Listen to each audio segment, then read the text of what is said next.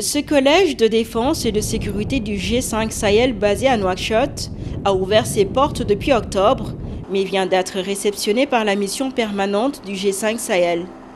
Il s'agit de la première école de guerre transnationale au monde. Un projet phare de la force conjointe qui vise à améliorer son efficacité et en même temps le développement de la coopération entre les 5 armées.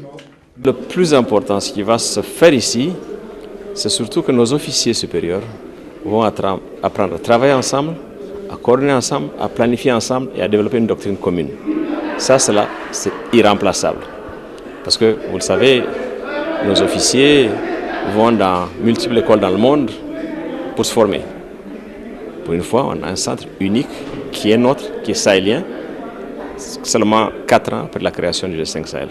C'est une nouvelle approche de combattre le terrorisme par une formation de qualité des ressources humaines qui vont opérer demain sur le terrain, soit dans le cadre des unités militaires des armées, soit dans le cadre de la force conjointe du G5 Sahel.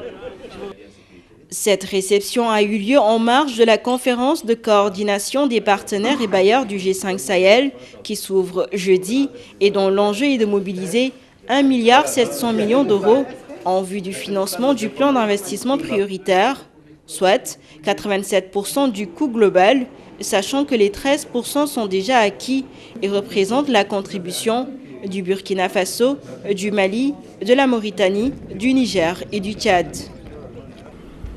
Nous avons mis en avant et mis en place toutes les institutions et toutes nos forces pour créer les conditions de sécurité. Mais nous avons en même temps élaboré un programme d'investissement prioritaire, un PIP, donc duquel nous avons tiré un programme d'urgence pour pouvoir intervenir dans les zones qu'on appelle les zones fragiles, mais aussi pour lequel nous allons, après-demain, organiser une conférence des partenaires techniques et financiers, donc ici même à Nouakchott, afin de mobiliser les financements, en plus des efforts de nos États. Attention, en plus des efforts de nos États, donc mobiliser les financements pour donc mettre en œuvre ce programme